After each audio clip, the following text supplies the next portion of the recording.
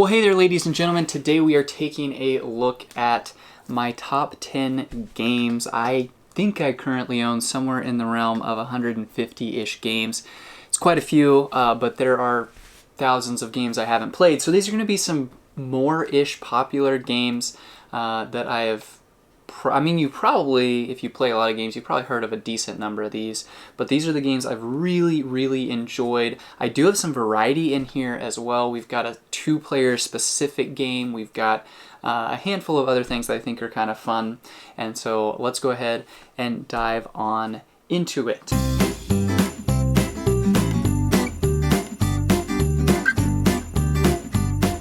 Right here, number 10, we have Trekking the World. The thing I really love about this game, there's a handful of things. When I very first played it, it was one of my most favorite, but this came after, it's by Underdog Games, and it came after Trekking the National Parks. And so that's another board game that very much reminds me of a Ticket to Ride-esque game. You've got the map that you're going around on trying to do different things, accomplish different tasks, and in this specific game, you're going to different locations around the world.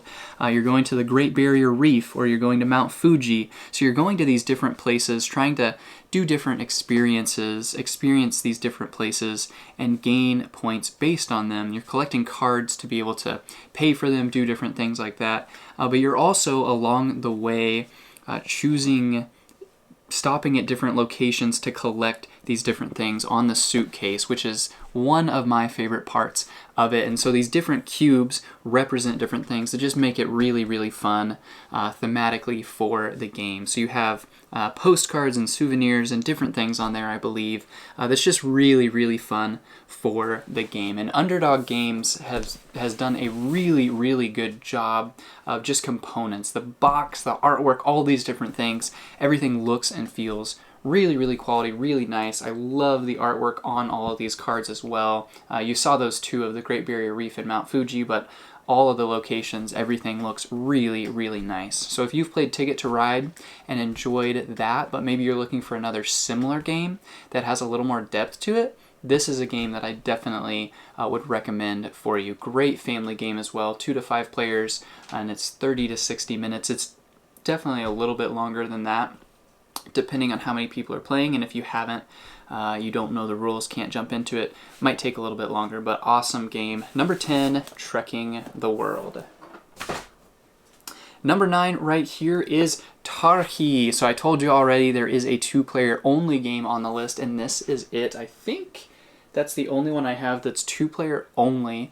Fantastic game if you are like me and you're playing games most often with a spouse, then it just makes sense. I do have one more other actually 2-player only game on the list here, but get some 2-player only games because it runs so well being able to play a game for 2 players that's designed for 2 players. And so this game right here is a theme that I don't necessarily love. It's kind of Middle East-ish kind of theme, but it definitely doesn't make much difference to me. The gameplay is just so much fun. As you can see right here, you have these grid of cards, and what you're going to do is you're going to put your little characters on the outside of these cards, which give you special abilities. The border cards never move, and then you have the inside cards where wherever these intersect, your outside pieces, wherever those intersect, you put these little white discs down, and you get to take those cards out of the middle. And so you're trying to collect different cards, and different cards get you different things. They get you resources, but then you have to pay the resources for other cards. So the decision making is really fun in this game. Really enjoy the style and how they have designed this game. This one is by Cosmos. It is a specifically 2-player game, and the playtime is about an hour. It's what they say on the box here. Really enjoy it. Not a lot of luck in this game. Very more heavily strategic. It's got a 4 out of 5 on the box right here. Worker placement, really enjoyable game. But if you like more luck, this might not be one for you. But it is a great game for specifically 2 players. and nice size. You can travel around with it. So number 9 is Targi right there. Number 8 is Quest. Now, this is not number 8 because it's one that I want to play all the time or anything like that, but I wanted to have a decent variety on the list as well, and this is my favorite social deduction game. If you've played The Resistance, it is very similar. It's from the same people, indie boards and cards from the same people, but I really like the theme a little bit better with kind of this medieval theme. And the other thing that they've changed here that I love is they have some different characters. And so depending on how many people you're playing with, this is 4 to 10 players. I think Resistance starts at 5 or 6. And so you can play with 4 players, which is awesome, all the way up to 10. So great party game, great social deduction game. It's not terribly long. 30 minutes is what it says on the box. I'd say 30 minutes to an hour, depending on how much you want to yell and argue, which is really, really fun. He's a bad guy, all this kind of stuff, and you're the bad guy all along. Really, really fun game if you enjoy that kind of a thing. If you don't really enjoy lying about who you are and that kind of thing, you probably won't enjoy this game, but especially with the right group, this is a phenomenal game that you could play over and over again. There's definitely groups, any group that I've played with that's enjoyed this game, we've played at least 3 games of this at once. But the thing I love about this one, other than the theme, is that there are certain characters that have special abilities and things, and there's a lot of them. So a lot of kind of added bonus to the game, but still a fairly basic game in and of itself. So that is Quest, and that is what number is Quest? 8. Number 8 right there is Quest. Number 7, this is a newer game to me, got this pretty recently, Welcome to Your Perfect Home. I've played a handful of roll and write type games. This is a draw and write with cards. So you have a line of cards like this actually. So you've got these cards right here. You've got the fronts and the back of them. So you use the front of one card and the back of another to make a combination of a symbol that means a certain thing and a number. And you're putting these numbers into your little community right here. And then you've got all these other things you're checking off, trying to make certain combinations, trying to achieve certain things. It is my favorite roll and write type game. I think it has incredible decision making to it. It's an awesome size. It works fantastic for just about any number of players that you want to play with. It says 1 to 100. Really, it's just the amount of sheets that you have. I think they even have an app that you can fill it out on yourself. So if you run out of sheets, you can.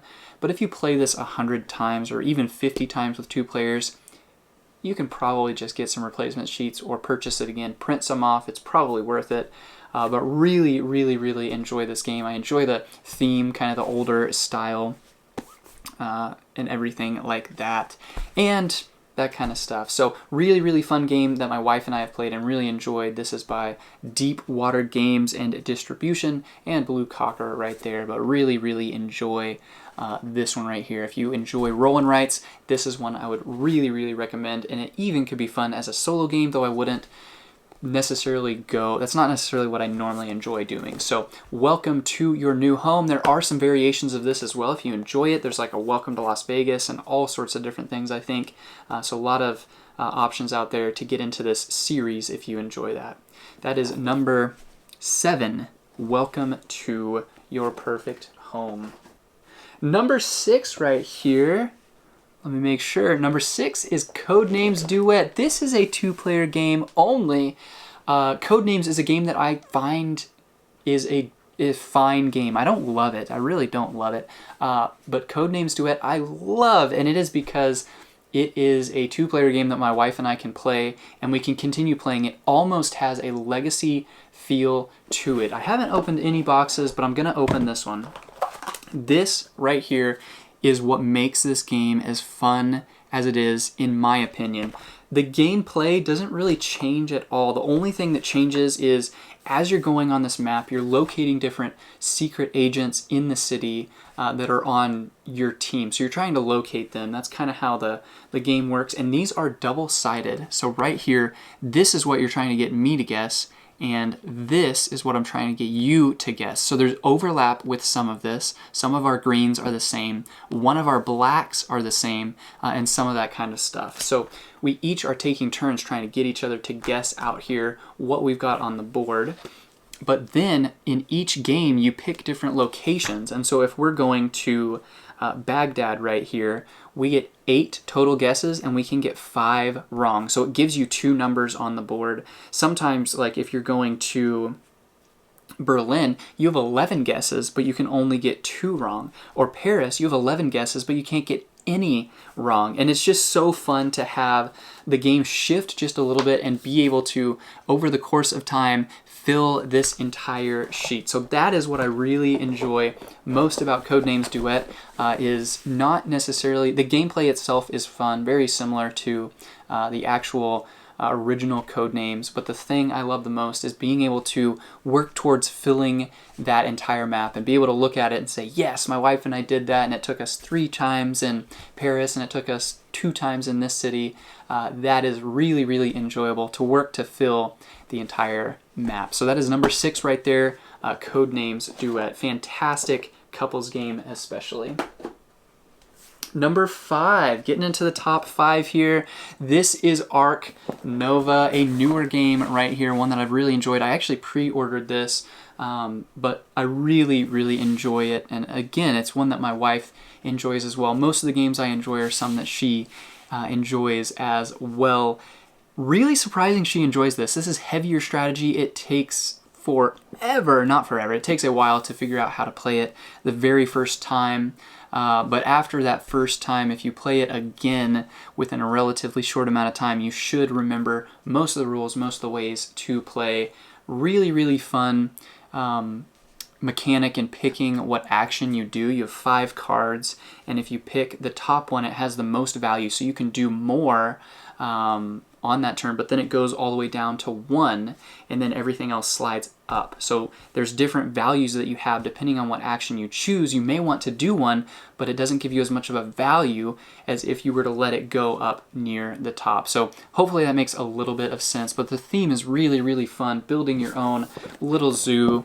You've got each these little player mats that you're taking and building different enclosures for your animals, and then you play your animals into those and flip over that tile to indicate that it's been done. But really, really cool gameplay right there, building in your zoo, and you've got all these cards, these animals that you're putting in there. It's just fun to like feel like, yes, I own this, whatever it is. You know, I own this dusky leaf monkey, you know, that's mine. And then you have these 2 tracks that are actually working on the opposite sides of the boards going towards each other. You have the green track, which is all of the projects that you're working on. So these green projects, this low mountain range. If you release a bird, then you can get points on that track. And then you've got this other one, which is the attraction. And so that's you know, tickets, people wanting to actually come to your zoo, and you get income and all this kind of stuff. So very in-depth game, pretty heavy game, one of the heavier games on the list, but one I really enjoy because of the theme, and I just love that my wife loves a game that's as heavy as this. So not one we're going to play very often, but is a enjoyable game with a really, really fun theme as well. Building your own zoo, it just feels like you are building your own zoo. So that is number 5 right there, Ark Nova. And I think that's probably the newest game on my list as well. Number 4 right here. This is such a fun game. There are only a couple of reasons this isn't my favorite game. If someone wanted to play this game, absolutely I would play it. This is one of my favorite games of all time. Tapestry by Stonemaier. They make incredible games, but this is my favorite. I love the theme, and I love what you do on your turn. So if you look back here, you've got this main board right here, and it has 4 tracks. And so you're choosing very, very simply on each turn which track to move up on. Now there's a cost for a lot of these, and so you've got your own player mat that you keep track of how much of the different resources you have. But as you're going throughout the game, you're just building up more and more of your own civilization. Really fun. It even has this almost Tetris-like board over here that you put different pieces onto throughout the game, and you get bonuses for creating different things in that, which are super, super fun to be able to do, really rewarding. And then you got a board in the middle, you're kind of exploring a little bit. So a lot of decisions to be made. You can go completely down the science track, I can go down the military track, and it can be a game that comes down to the wire. And I love games that do that. I think Stonemaier does a really good job of that, having these different ways you can play. You can have 4 people playing 4 completely different strategies, and it can be a super, super close game. And then you have the actual Tapestry cards, which totally change things up a little bit. So really, really, really fun game. It is an expensive game. It is a big box game. You've got some really cool, fun pieces, like these landmarks back here are like just really cool. So really, really fun game, but it is an expensive one. So I don't know what to say about that. It's not a game that I necessarily would have purchased if I wasn't doing as much game reviews and different things as I am, but really, really enjoyable big box game right here. That is number 4, Tapestry, and my stack over here is starting to get a little wobbly. Number 3 is The Crew. I don't know if you've heard of this, but it is mind-blowing how fun this game is. This is a game that I only like playing with 4 people. That's my personal preference. I think it's super weird and not any fun with 2 because you got kind of a robot player. It's just weird. It doesn't work all that great. 3, there's an odd number of cards when you're dealing out, and then 5 is just kind of hard because there's 5 people. And so 4, this is a great game if you and a spouse are getting together. Sorry, that's where a lot of my review stuff and games are coming from, is my wife and I. If you are getting together with another couple, this is a fantastic game. It is a trick-taking game, but it is a cooperative trick-taking game, which is amazing. And you've got this book that you're working through in the entire game. Very simple in one aspect, but kind of difficult in another one. So you have the rule book on one side, and then you flip it and it's the log book. So you're working through all of these different missions, and there's 50 different missions in this one. There is a secondary one that's undersea themed. Both themes are super fun. The second one changes up some things. I do really like the second one. I think I like the first one better just because it's the original and some different things. We have played all the way through this. Really, really enjoyable game. It's a great game if you and another couple want to get together consistently. You can get together and then play this game. Bring it and then shuffle the cards, deal them out, and play. You don't have to explain rules. Even if you're explaining it, it's super simple. Basically what you're going to do is you're going to take this small deck of cards, which is just a mimic of the large deck of cards, and if you have the yellow one in front of you, you have to win the hand that has the yellow 1. So you play the yellow 8, and then if someone else has the yellow 1, they want to throw that out so that you can win that, and then you can flip that over. And there are some things in here that change that up, but different times you have a bunch of these that you're trying to win, different things like that. There's a few pieces that help you communicate and different things like that, and there are some trump cards. So overall, just really, really wild game, how simple it is, but how fun it is to take something very simple like a trick-taking game, but then make it cooperative is absolutely incredible. So this is by Cosmos as well. I think I have another one there, Targi by them. Really, really, really fun game. You can make it as short or as long as you want.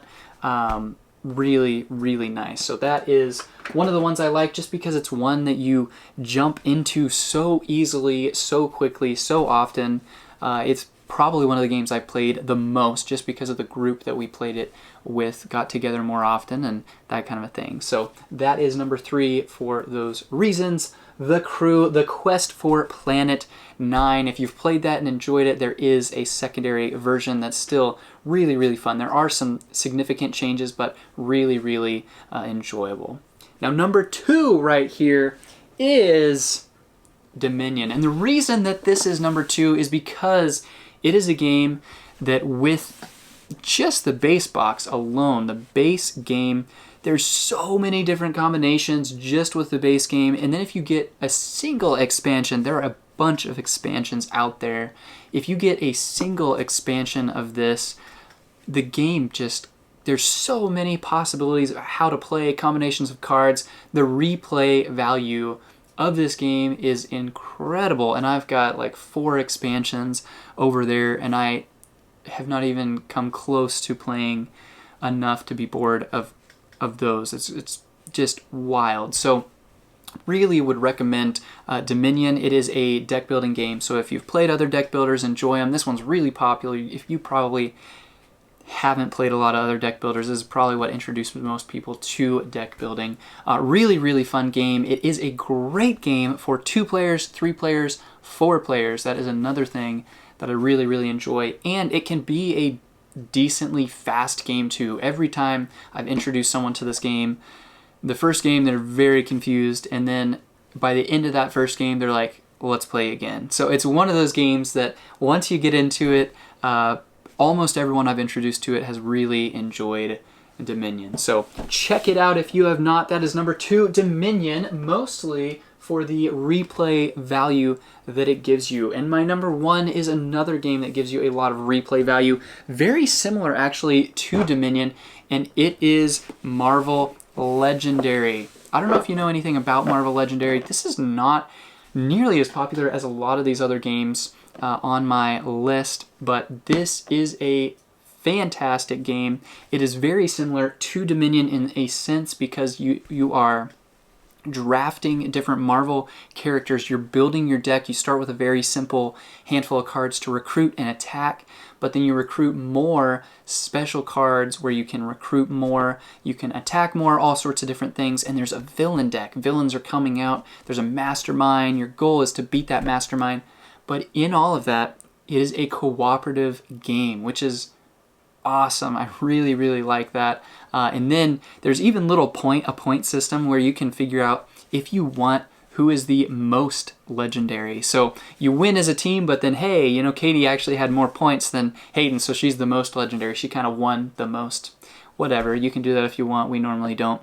But really fun. Again, being able to mix and match all these heroes that you're playing with. I hardly ever play solo games. This is a game that I love to play solo. There's so many cards. There's so many. There's like over 20 expansions, and there's some big box expansions that give you a lot of value out of them. Some of them are out of print, so they're very expensive, but it is just, this can give you a lot of fun in just this box. If you enjoy it, there are expansions to go check out what are the best and different things for you, but a lot of really cool stuff, especially if you enjoy the Marvel theme. If you don't enjoy the Marvel theme, you might not love it. I enjoy the Marvel theme. I'm not overly crazy about Marvel. I do really enjoy it. I've seen all the movies, all that kind of stuff. But, you know, it definitely doesn't hurt to enjoy Marvel. So that's what I love the most about this game, is all the replay value of it. You've got a board out there, you're recruiting different heroes from the headquarters, and then you're fighting different villains in the city, ultimately trying to work up enough to be able to attack and defeat the mastermind himself. And there's different schemes, there's so many combinations of things you can do even in this. So again, you add one expansion to it. There's some small ones and then there's some bigger ones, and you add one of those and it gives you so much. So those are my top 10 games. That's my number 1, Marvel Legendary, putting probably the heaviest box on the top of all of the rest of this stack. But those are my top 10 games. Number 10, we have Trekking the World. Fantastic game that is similar to Ticket to Ride, an enhanced version of that. We have Targi, which is an awesome worker placement game specifically for 2 players. We have Quest, that is a social deduction game. It has a few different rules in it where you have some characters that can really add to the game. Not everyone's just good or bad. You've got some special good characters, special bad characters. Welcome to Your Perfect Home. That is a roll and write, my favorite roll and write, but it's a card flipping and write type game. Codenames Duet. It's Codenames, but for 2 people, and better, much better in my opinion. Ark Nova, super fun, pretty in-depth zoo building game, really fun theme, building your own zoo. Tapestry, one of my most favorite games of all time. I mean, it's 4 right here. It could be higher depending on how I rank it. Building your own civilization, doing so much, working in different ways than other people, but still having a blast doing it. The Crew, Quest for Planet 9, really, really fun to be able to run through that game and enjoy being able to have just a trick-taking game that's simple, really cool theme, but cooperative. Really cool. Dominion and Legendary, both games that are deck-building games.